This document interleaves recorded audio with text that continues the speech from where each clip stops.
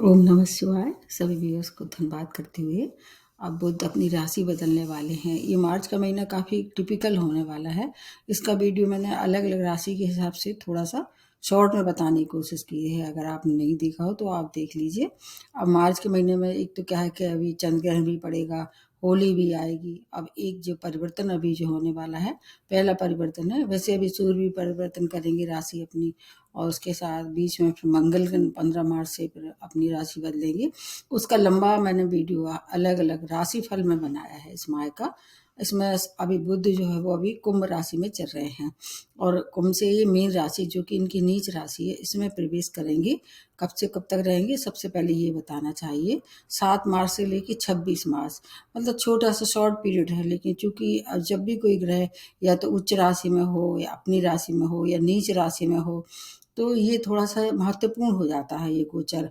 अब दूसरी बात ये है कि आप इसको जो गोचर होते हैं उनको राशि फल अपना मून साइन से भी देखना चाहिए और लग्न से भी देखना चाहिए। तब आपको सही मतलब आकलन होगा। फिर दोनों को मिला के फिर उसका औसत निकालना चाहिए कि क्या है। अगर दोनों में अच्छा है तो बहुत अच्छा है। लेकिन ये जो परिवर्तन होने वाला है नीच राशि में, बहुत सी राशियों के लिए कुछ परेशानी भरा हो सकता है, विशेष तौर से जिनके लिए कारक हैं ये बुध। बुध जो है आपको पता ही होगा कि इनको युवराज की पदवी मिली हुई है।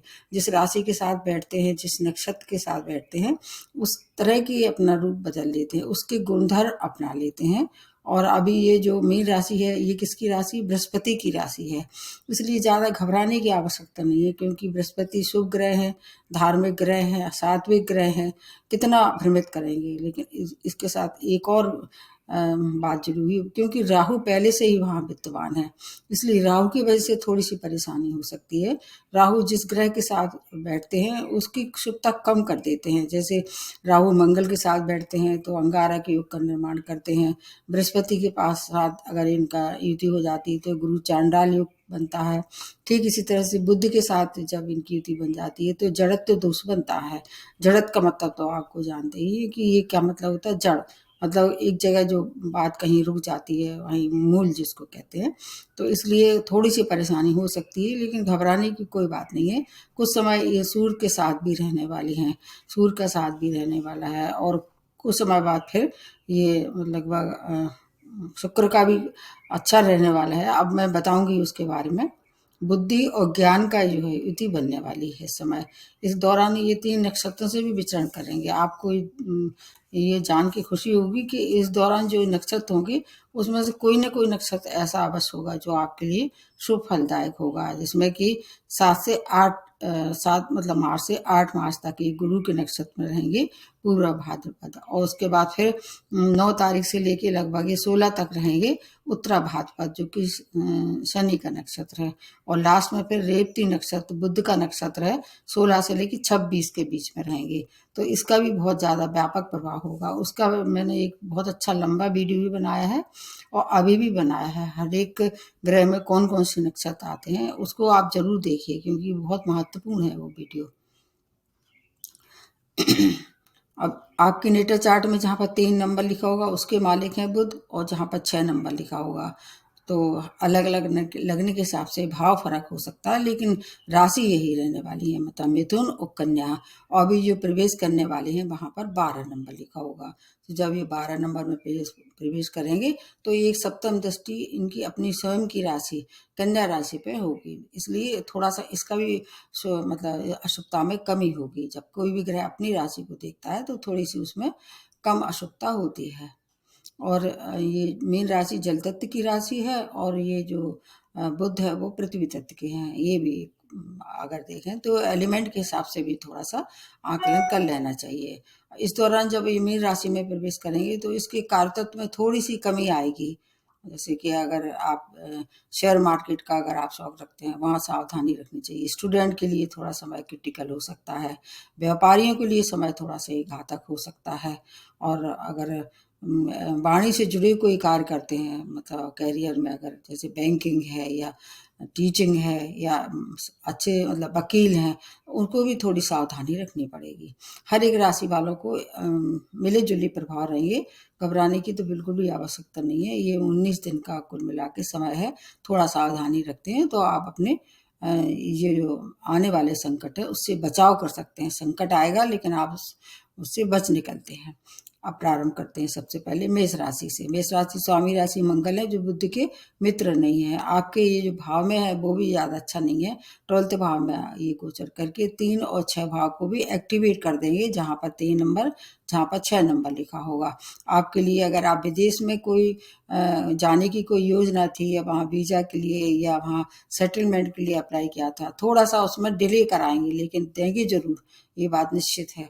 क्योंकि इस दौरान जब ये गोचर करेंगे तो बृहस्पति की छत्र छाया में आप चल ही रहे हैं अभी भी, इसलिए वहाँ पर थोड़ा सा परेशानी हो सकती है, लेकिन आप उससे बाहर निकाल लें। छोटे भाई बहनों से अच्छे संबंध रखना है आपको। इस दौरान क्या है, आपका मन करेगा किसी से भी कुछ तो भी बोल दो, उस पर अगर आप नियंत्रण रखते हैं तो आपके लिए फिर ये समय जो कट जाएगा। आप अगर 12th हाउस है और व्यय भी देखते हैं, व्यय थोड़ा सा कर सकते हैं, और ऐसे व्यय जो मेडिकल हो सकते हैं, मेडिकल एक्सपेंस इस दौरान हो सकते हैं। रोग ऋण शत्रु वाला है ये, एक जो दृष्टि पड़ रही है, तो शत्रुओं से सावधान रहें, किसी से भी वाद विवाद में ना फंसें। अगर आप मीडिया और बैंकिंग के क्षेत्र में अगर आप काम करते हैं, वहाँ भी सावधानी रखें। लिखा पढ़ी करते समय जब भी कोई साइन करते हैं तो थोड़ा सा उसको अच्छे से डीपली देख के और फिर साइन करें, आपके लिए फिर समय ठीक ठाक हो जाएगा। जो समय है निकल जाता है, बस सावधानी रखें तो अपना बचाव भी कर सकते हैं। और रेमेडी में सबसे बाद में बताती हूँ। उसके बाद दूसरी राशि बनती है वृषभ राशि। स्वामी राशि शुक्र है और बुध आपके लिए कारक है। 11वें भाव में गोचर हो रहा है और आपके 2nd और 5th भाव की लॉर्डशिप है। तो वैसे तो देखा जाए 2 धन भाव को ये मतलब परेशान करेंगे, एक 11वें भाव, एक 2nd भाव, एक लाभ भाव है, एक इनकम हाउस है, और 5th भाव जो है आपके प्रेम प्रसंग का, शेयर मार्केट का। तो शेयर मार्केट से तो जहाँ तक मैं आपको सलाह दूंगी उससे दूर ही रहें, लेकिन कुछ चीज़ में आपको सुखता मिलने वाली है। आय के नए नए स्रोत जैसे बढ़ रहे थे वैसे ही रहेंगे, क्योंकि शनि इस समय आप पे काफ़ी मेहरबान है। शनि का अगर आपका साथ रहे तो करियर में अगर आप कोई भी काम करते हैं या कोई भी बदलाव करते हैं, थोड़ा सा किसी से जांच पर रख लें, किसी से सलाह ले लें। अगर स्वयं को ठीक लग रहा है तो बदलें, अन्यथा 19 दिन के बाद इस काम को करेंगे तो ज़्यादा फायदा होगा। और जहाँ तक है, उधार का लेना देना भी ना करें इस समय। ऋण के लिए भी अगर अप्लाई किया था तो थोड़ा सा और रुक जाए। संतान की ओर से शुभ समाचार मिल सकते हैं। शिक्षार्थियों के लिए समय अच्छा है, हायर एजुकेशन के लिए जा सकते हैं, और आपके स्टडी में थोड़ा सा फोकस ज़्यादा बनाना पड़ेगा। धन के मालिक हैं तो धन की कोई कमी नहीं होगी आपके लिए। आपके लिए मतलब मिला जुला रहेगा।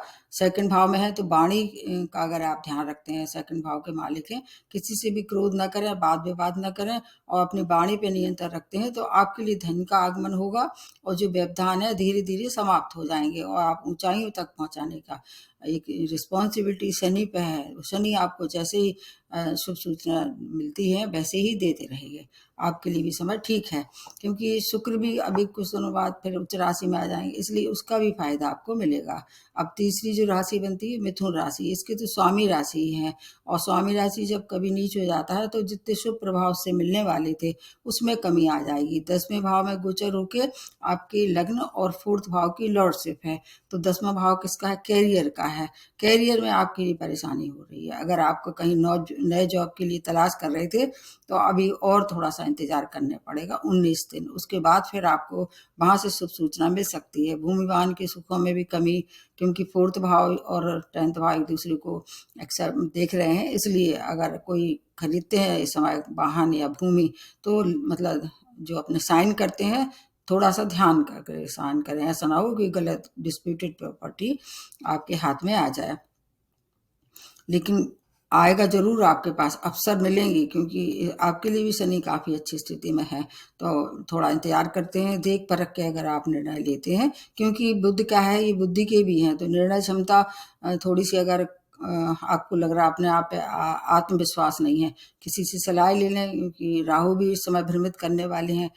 आपको अगर ये लगता है कि किसी से सलाह लेके आप सही निर्णय ले सकते हैं, उस पर थोड़ा आपको काम कर लेना चाहिए। बहुत से मिलकर चलें आप आपके लिए। और अगर माता की हेल्थ पहले से ही खराब चल रही थी, उसका इलाज कराएं। मानसिक क्लेश होता दिखाई दे रहा है, मानसिक कष्टों से बचने के लिए मैं अभी बताऊंगी आपको। एक तो वाणी पे तो नियंत्रण रखना ही होगा, इसके अतिरिक्त लास्ट में जो रेमेडी बताती हूँ उसको थोड़ा सा और गौर से देख लीजिए, फिर आपको ज़्यादा अच्छा रहेगा। सब समय निकल जाता है। उसके बाद अगली जो राशि बनती है वो कर्क राशि। स्वामी राशि चंद्रमा है, जो बुद्ध के मित्र नहीं है। 9th भाव में गोचर होके आपके 12th और 3rd भाव की लॉर्डशिप है। तो 9th भाव किसका? भाग्य का है, पिता का है, धर्म कर्म का है। कहीं कहीं उसको दूर की यात्राओं को भी माना जाता है। तो भाग्य में कमी होगी। विदेशी कार्यों में प्रगति जो अभी तक चल रही थी उसमें थोड़ा सा और धीमापन आ जाएगा, क्योंकि अभी ढैया के प्रभाव में भी आप चल रहे हैं। हर कार्य में डिले हो जाएगी, तो फ्रस्ट्रेशन बढ़ा सकते हैं ये। उस पर आपको फ्रस्ट्रेशन पे कंट्रोल करना होगा। पिता की हेल्थ अगर खराब थी पहले से, उसमें वृद्धि हो सकती है, उनका इलाज कराएं। आपके लिए व्यय पे भी नियंत्रण करना पड़ेगा, क्योंकि 12th भाव को एक्टिवेट करेंगे, मेडिकल एक्सपेंस हो सकते हैं। यात्राएं करते हैं, सावधानी रखें, उसमें कष्ट होगा। और अगर ऐसे क्षेत्र हाथ की मतलब वाणी से जुड़ी हैं तो और ज़्यादा सावधानी रखनी पड़ेगी। मीडिया संचार माध्यम से जुड़े लोगों के लिए थोड़ा सा सावधानी भरा समय है। आपके लिए समय ज़्यादा अच्छा नहीं है। अगर आप ध्यान से जो काम करेंगे और उसमें परफेक्शन की अगर आपने उम्मीद लगाई थी, तो वो परफेक्शन इस समय नहीं हो पाएगा। आपको धर्म कर्म से जुड़ के पिता का अगर हो सके उनसे, उनका मतलब कहना चाहिए साथ लें। भले ही उनकी तबीयत खराब हो, लेकिन सलाह लेके काम करते हैं तो आपके लिए फिर ये दुविधा वाली स्थिति है वो समाप्त हो जाएगी। उसके बाद आ जाते हैं सिंह राशि। सिंह राशि के स्वामी राशि सूर्य है। कुछ समय वहाँ सूर्य भी रहने वाले हैं। लगभग कुछ समय जब ये अपनी राशि बदलेंगे सूर्य, लगभग ये मिड मतलब मार्च के बाद से अष्टम भाव में गोचर होके आपके 2 और भाव 11th और 2nd भाव की लॉर्डशिप है। तो ये दोनों ही भाव धन के हैं। अष्टम भाव चोट चपेट दुर्घटना का है, लेकिन चोट चपेट दुर्घटना का अगर आप स्वयं ड्राइविंग करते हैं, बहुत सावधानी की आवश्यकता है। और धन जो आपका कहीं से मिलने वाला था उसमें रुकावटें आ सकती हैं। रिसर्च से जुड़े लोगों के लिए समय बहुत अच्छा है। अगर आप गुप्त विद्या में आपकी रुचि थी तो उसमें उपलब्धियां हो सकती हैं। आपके लिए गैर कानूनी कार्य ना करें, और अगर कहीं कानूनी पचड़े में फंसे हुए हैं तो 19 दिन के लिए उसको टाल दें। ससुराल पक्ष से भी आपकी अनबन हो सकती है, वहाँ वाणी पे नियंत्रण रखते हैं। वैसे सिंह राशि वाले थोड़े से कैसे होते, क्रोधी स्वभाव के होते हैं। तो हर एक बात को मतलब तूल ना दें, उग्रता में कोई भी निर्णय ना लें। खाने पीने की चीज़ों पर विशेष सावधानी रखें, क्योंकि 2nd भाव अष्टम भाव दोनों एक दूसरे के सामने आमने हैं। उससे क्या होगा, आपकी हेल्थ खराब हो सकती है। हेल्थ की केयर करते हैं तो फिर आपका जो समय 19 दिन का है वो आसानी से कट जाएगा। कोई ज़्यादा घबराने की चिंता करने की आवश्यकता नहीं है। उसके बाद आ जाते हैं कन्या राशि। आपके 7th भाव में गोचर होके और 10th और आपके लग्न के मालिक हैं। आपके तो स्वामी राशि ही हैं बुध। आपके लिए 7th भाव से क्या देखते हैं, जीवन साथी देखते हैं, व्यापार देखते हैं, आपके डेली बेसिस देखते हैं, कहीं कहीं इसको दूर की यात्राएं भी देखते हैं। तो आपको विशेष तौर से कार्य क्षेत्र में परेशानी हो सकती है। किसी से भी वाद विवाद ना करें, पंगा ना लें जैसे कह सकते हैं। और मतलब क्या है कि जो टॉकेटिव नेचर जिनका होता है, जैसे कन्या राशि वाले हैं, ये बहुत बतूने होते हैं। तो आपको बातों बातों में मालूम नहीं पड़ेगा कि आप किसी का हर्ट कर रहे हैं, तो किसी को हर्ट ना करें। ये देखना है कि अगर किसी मतलब कोई आपसे उलझ रहा है तो उसको शांति से निपटा लें, अन्यथा आपको फिर परेशानी हो सकती है। जीवन साथी से संबंध विच्छेद हो सकता है। बिजनेस पार्टनर में अगर आप साझेदारी में करते हैं, बिजनेस पार्टनर से मनमुटाव हो सकता है, बिजनेस में घाटा भी हो सकता है। नए नए मतलब इन्वेस्टमेंट ना करें किसी भी तरह के, और जो पुराना जैसा चल रहा है उसको वैसे ही कंटिन्यू रखें। कैरियर में भी वाद विवाद ना करें। अगर आपकी किसी से भी इस समय होता भी है वाद विवाद, तो उसको इजीली करके और आगे बढ़ जाएं, अन्यथा आपकी छवि खराब हो सकती है। आपके लिए अगर प्रेम में है तो उसमें मधुरता बना के रखें, अन्यथा प्रेम संबंध में भी थोड़ी सी खटास आ सकती है। वैवाहिक जीवन को संभाल के रखना है, उस पर काम करना है, उलझना नहीं है, फिर आपका समय भी ये कट जाएगा। स्वामी राशि जब नीच हो जाता है तो बहुत सावधानी की आवश्यकता होती है। उसके बाद आ जाते हैं तुला राशि। स्वामी राशि शुक्र हैं, जो कि इनके मित्र हैं, आपके कारक भी हैं बुध। तो इस तरह से आपके 6th भाव में गोचर होके 9th और 12th भाव की लॉर्डशिप भी है। तो 3 भाव का एक्टिवेशन से आपको क्या होगा, रो ये 6 भाव किसका, रो ऋण शत्रु का है, नौकरी का भी इसको मान के हैं, तो आपके लिए कारक है, इसलिए इन चीज़ों में थोड़ी सी कमी होती नजर आ रही है। विदेशी कार्य में परेशानी, अगर स्टूडेंट है तो फोकस बनाकर आप चलिए, नहीं तो आपकी स्टडी में भी ब्रेक हो सकता है। कहीं जॉब में अगर हैं तो किसी से भी वाद विवाद ना करें। व्यय की अधिकता से आपका जो है काम थोड़ा सा व्यय ज़्यादा होगा, उससे क्या होगा, काम में रोड़े भी आएंगे और मानसिक क्लेश भी हो सकता है। क्राइसिस की वजह से कोई काम रुक जाए। कोई भी महत्वपूर्ण निर्णय लेते समय बहुत सावधानी की आवश्यकता है। आपको अगर विदेश में पीआर या वीजा के लिए अप्लाई किया था, उसमें भी थोड़ा सा इंतजार करना पड़ेगा। कहीं से भी कोर्ट केस में उलझे हुए थे तो वो उसको भी थोड़ा 1 महीने के लिए टाल दें। आपके लिए ये समय नए पिटीशन लगाने का नहीं है। हेल्थ केयर करना और बड़े इन्वेस्टमेंट से बचना आपके लिए लाभप्रद रहेगा। थोड़ा सा समय है, इसको इजीली काट लेते हैं तो हर एक परेशानी जो है वो आपको छू के निकल जाएगी। उसके बाद आ जाते हैं वृश्चिक राशि। स्वामी राशि मंगल हैं, जो बुध के मित्र नहीं है और पंचम भाव में गोचर होके अष्टम और 11वें भाव की लॉर्डशिप है। तो पंचम भाव वैसे मूल त्रिकोण है, लेकिन चूंकि एक तो स्वामी राशि से मित्रता नहीं है, ऊपर से आप पे ढैया भी चल रहा है, तो आपके लिए थोड़ा शिक्षा, संतान, प्रेम प्रसंग, ये सब पंचम भाव बताता है, तो इनमें थोड़ी सी सावधानी रखनी है। संतान की ओर से कोई ऐसी सूचना आ सकती है जिससे आपका मन विचलित हो सकता है। विशेष तौर से गर्भवती महिला है तो आपको सावधानी की बहुत आवश्यकता है इस दौरान, क्योंकि अभी 24 को एक चंद्रग्रहण भी पड़ेगा, उसका भी थोड़ा सा देखना है। स्टूडेंट के लिए अवरोध आ सकते हैं स्टडी में। आपके लिए आय में व्यवधान के साथ साथ चोट चपेट दुर्घटना के भी शिकार हो सकते हैं। लेकिन शोध कार्य में अगर आप जुटे हुए हैं, कहीं से भी शोध कार्य से आपको कुछ अच्छी सूचना मिल सकती है। प्रेम में भ्रम ना आने दें, अन्यथा प्रेम में विच्छेद हो सकता है, उनसे आपकी मतलब दूरी बन सकती है। पंचम भाव है और शिक्षा और संतान के साथ साथ शेयर मार्केट का भी है, तो भूल के भी समय पैसा ना उसमें फंसाएं, अन्यथा वहाँ हानि होगी। ढैया का प्रभाव, शनि आपको फेवर नहीं करते हैं, शनि आपके लिए कारक नहीं है, तो इसलिए शनि और बुध दोनों ही अकारक रहें और दोनों ही अच्छी स्थिति में नहीं है, इसलिए पैसे की तरफ से थोड़े से जब भी इन्वेस्ट करते हैं थोड़ी सी सावधानी रखें। अब अगली जो राशि बनती है जो धनु राशि है, धनु राशि की चौथे भाव में गोचर होके सप्तम और दसम भाव की लॉर्डशिप है। बृहस्पति से इनकी समता है, इसलिए आपको कुछ चीज़ों में फायदा और कुछ चीज़ों में सावधानी रखनी पड़ेगी। जैसे भूमि वाहन के सुखों में अगर कहीं से कोई कमी थी उसमें वृद्धि होगी। अगर नया कोई इस तरह से सौदा करना चाह रहे हैं तो दस्तखत सोच समझ के करें, देख लें। पार्टनरशिप में आप नए व्यापार की शुरुआत नहीं करें तो ज़्यादा अच्छा है। यात्राएं करते हैं तो सावधानी रखें, यदि आवश्यकता हो तभी करें यात्राएं, नहीं तो वहाँ पर थोड़ा सा कष्ट होता नजर आ रहा है। कोई डॉक्यूमेंट खो सकता है, धनहानि हो सकती है, किसी भी तरह की आपको परेशानी हो सकती है। पार्टनरशिप के साथ साथ आपका मन मुटाव हो सकता है। कोई नया बदलाव आपके लिए पॉजिटिव नहीं रहेगा। अगर हो सके तो जैसा चल रहा है उसको वैसे ही चलने दिया जाए। माता की हेल्थ भी आपको परेशान कर सकती है, उसकी वजह से आपको मानसिक कष्ट हो सकता है। आपके लिए समय मिला जुला है। विशेष तौर से अगर आप व्यापार में हैं तो आपको बिल्कुल सतर्कता की आवश्यकता है, विस्तार भी ना करें। और अभी अगर कोई नए व्यापार की शुरुआत करना चाह रहे थे तो उसको कुछ समय के लिए स्थगित कर दें, आपके लिए समय बहुत अच्छा नहीं है।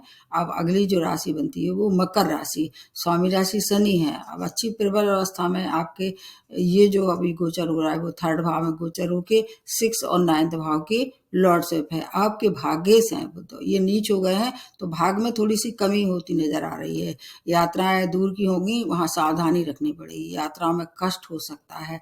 और अगर आप आपके जैसे तीसरा भाव किसका, छोटे भाई बहनों का, मित्रों का है, पड़ोसियों का है, उनसे अपना व्यवहार अच्छा रखें। उनसे लड़ाई झगड़ा तो भूल के भी ना करें, अन्यथा आपको परेशानी हो सकती है, संबंध खराब हो सकते हैं। अगर आप मीडिया से, संचार माध्यम से, ऐसी चीज़ों से आप जुड़े हुए हैं तो आपको फिर वहाँ भी परेशानी होगी।